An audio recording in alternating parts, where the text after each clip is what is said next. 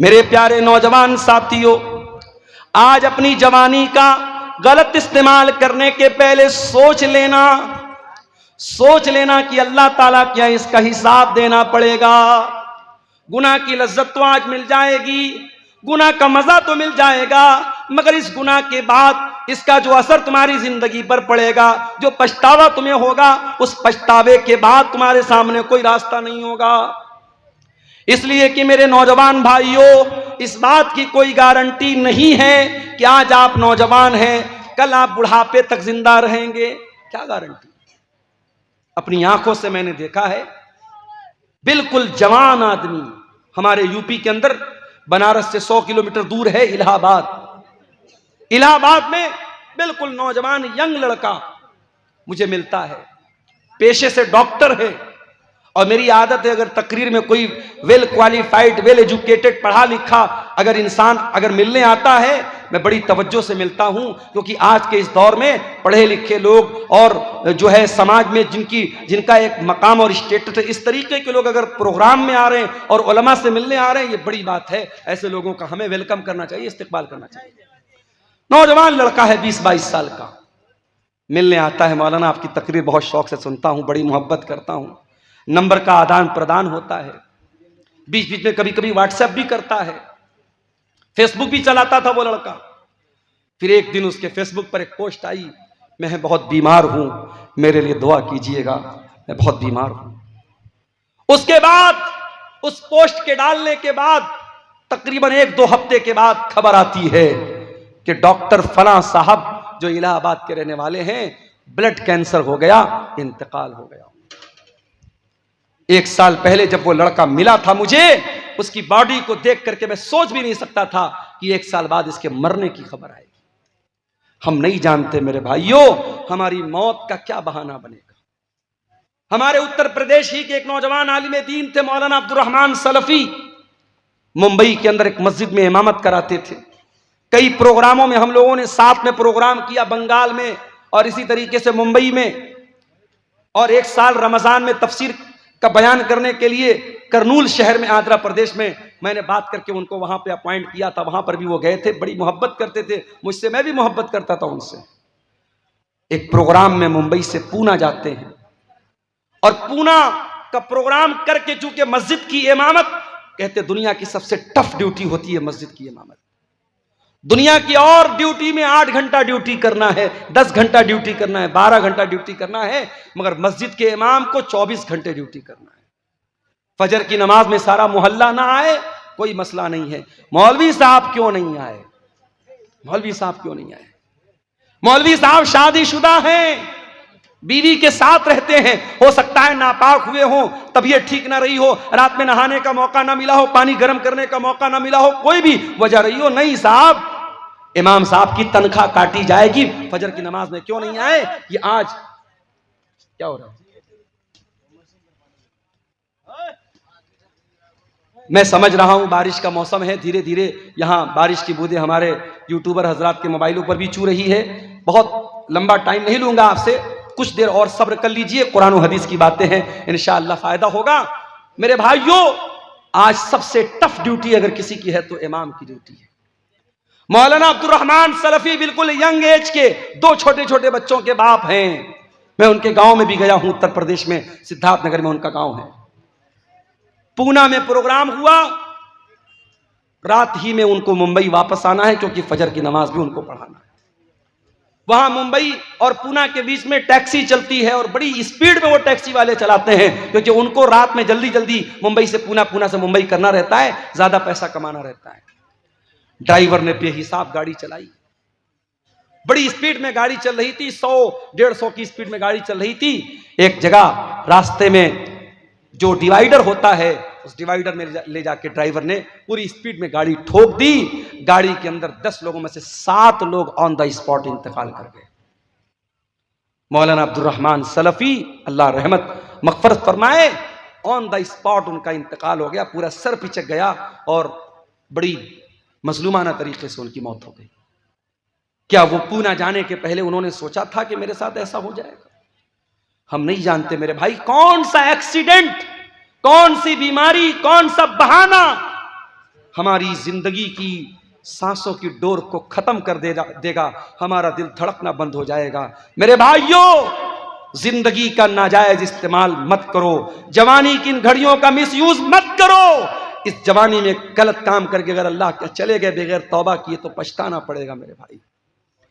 ان تقول نفس یا حسرتا علی ما فرطت فی جنب اللہ، اے میرے بندو اللہ سے توبہ کر لو، معافی مانگ لو، سدھر جاؤ، اس کے پہلے کہ قیامت کے دن تم کو کہنا پڑے کہ ہائے ہماری بربادی، کاش میں نے یہ لاپرواہی نہ کی ہوتی، وَإِن كُنتُ لَمِنَ السَّاخِرِينَ، کاش میں نے اللہ کے دین کا مذاق نہ اڑایا ہوتا، کاش میں بھی دین پر چلتا، میں اللہ کے راستے پر چلتا۔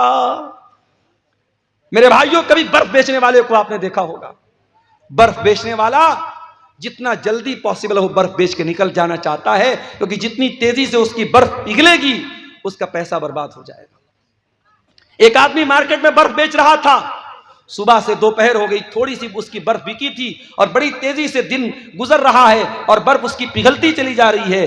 ایک آدمی نے دیکھا کہ وہ برف بیچنے والا جب دوپہر ہو گئی اور برف نہیں بک رہی ہے تو وہ چلانے لگا اور کہنے لگا کہ اے لوگو، اس کے پہلے کہ میرا کیپٹل ختم ہو جائے، میری پونجی ختم ہو جائے، میرا سرمایہ ختم ہو جائے، میری برف کو خرید لو، میرا برف خرید لو، اس سے پہلے کہ میں لٹ جاؤں، میں برباد ہو جاؤں۔ وہ آدمی کہتا ہے اس برف بیچنے والے کو جب میں نے دیکھا تب مجھے قرآن کی اس آیت کا مطلب سمجھ میں آیا، والعصر ان الانسان لفی خسر، قسم ہے زمانے کی، بے شک انسان بہت بڑے گھاٹے میں ہے۔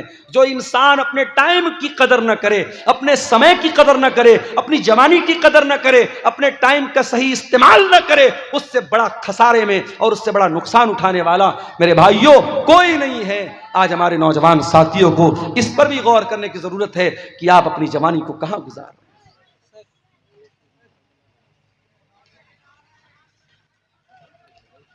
قرآن کا وہ سوال ہم سے اور آپ سے ہو رہا ہے میرے بھائی، الم یان للذین آمنوا ان تخشع قلوبهم لذکر اللہ، کیا ایمان والوں کے لیے ابھی وہ سمے نہیں آیا کہ اللہ کا کلام سن کر کے ان کے دل پگھل جائیں، نرم پڑ جائیں؟ آج ہمارے دل اتنے کٹھور ہو چکے ہیں، مردے کو دفنانے کے لیے قبرستان میں لے کر کے جاتے ہیں، اپنے ہاتھوں سے کفناتے ہیں، دفناتے ہیں، مٹی دیتے ہیں، پھر بھی ہم کوئی احساس نہیں ہوتا کہ ایک دن ہمارے ساتھ یہی ہونے والا ہے۔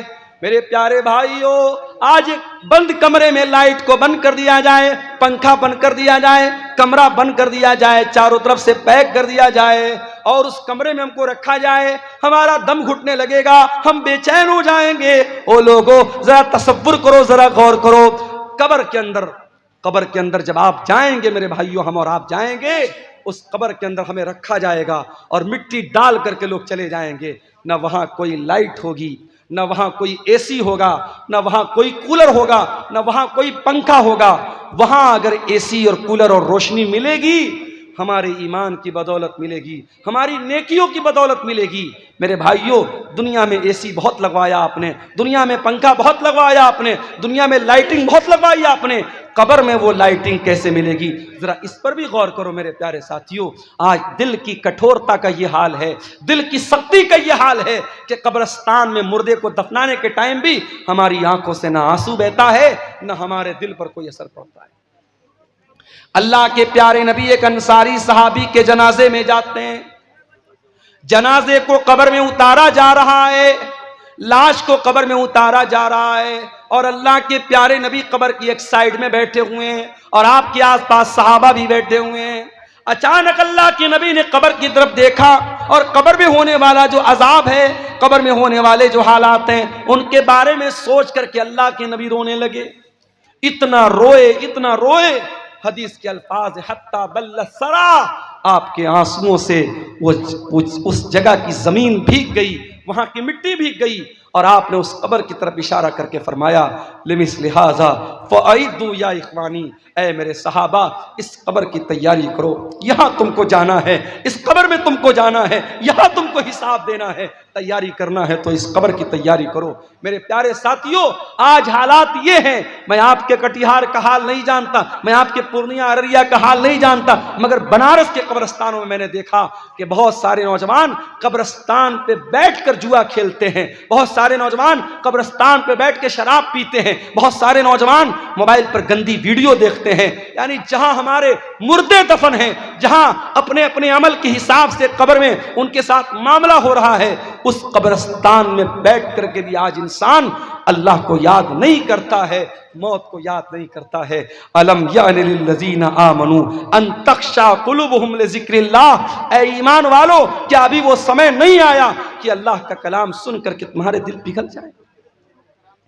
عثمان غنی کو دیکھو میرے پیارے ساتھیوں، کیا ہوا؟ تھوڑا دھیرے دھیرے بات کریں۔ عثمان غنی کون ہے؟ نبی کے داماد ہیں، نبی کے دوہرے داماد ہیں، نبی کی دو بیٹیاں ان کے نکاح میں آئی ہیں۔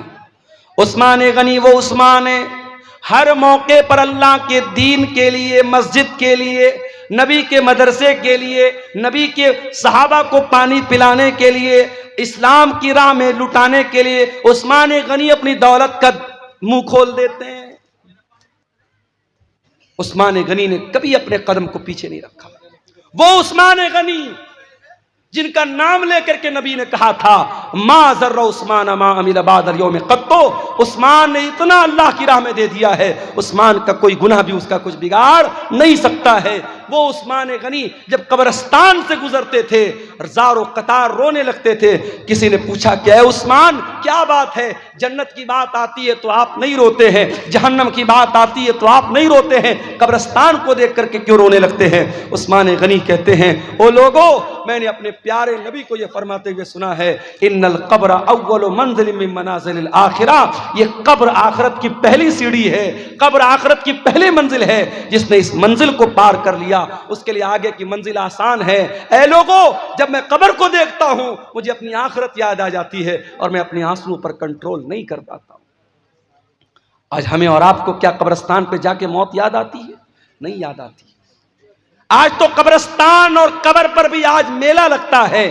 آپ کو یقین نہ آئے ممبئی کی حاجی علی کی درگاہ پہ جا کے آپ دیکھ لیں، یقین نہ آئے لکھنؤ کی دیوا کی درگاہ پہ آپ جا کے دیکھ لیں، یقین نہ آئے امبیڈکر نگر بسکھاری میں کچھوچا کی درگاہ پہ آپ جا کے دیکھ لیں، یقین نہ آئے اجمیر میں خواجہ معین الدین چشتی اجمیری کی درگاہ پہ جا کے دیکھ لیں۔ وہاں آپ کو لڑکیاں بھی نظر آئیں گی، لڑکے بھی نظر آئیں گے، شرک بھی ہو رہا ہے، نظروں کا گناہ بھی ہو رہا ہے، بدچلنی اور بے حیائی بھی ہو رہی ہے۔ آج قبر پہ جا کے موت کس کو یاد آتی ہے؟ میرے پیارے ساتھیوں، قرآن کا سوال برقرار ہے، الم یعن للذین آمنوا ان تخشع قلوبہم لذکر اللہ، اے ایمان والو کیا ابھی وہ سمے نہیں آیا کہ اللہ کا کلام سن کر کے تمہارے دل پگھل جائے؟ آج ہماری راتیں گناہوں میں گزرتی ہیں۔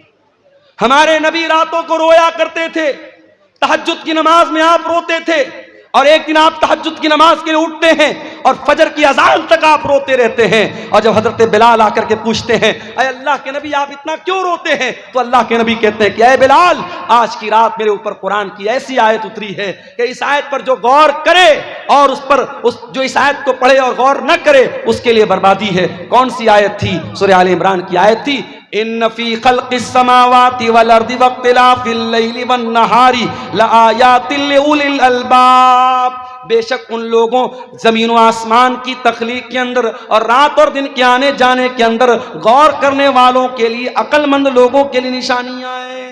ان تمام کائنات کے اندر جو غور کرتا ہے وہ عقل مند ہے، اور اس عقل مند انسان کی پہچان کیا ہے؟ وہ اللہ کو یاد کرتا ہے، وہ اٹھتے بیٹھتے لیٹتے جاگتے اللہ کو یاد کرتا ہے۔ بارش تیز ہو رہی ہے میرے خیال سے، یہ ایک صاحب نے کچھ سوالات کیے ہیں، ان کو دیکھ لیتے ہیں۔ اولاد کو جائیداد سے محروم کرنا کیسا ہے؟ گناہ ہے، بہت بڑا گناہ ہے۔ اولاد جتنی بھی نافرمان ہو، اولاد کو ماں باپ کو یہ ادھیکار نہیں ہے کہ اس کو جائیداد سے عاق کر دیں، محروم کر دیں۔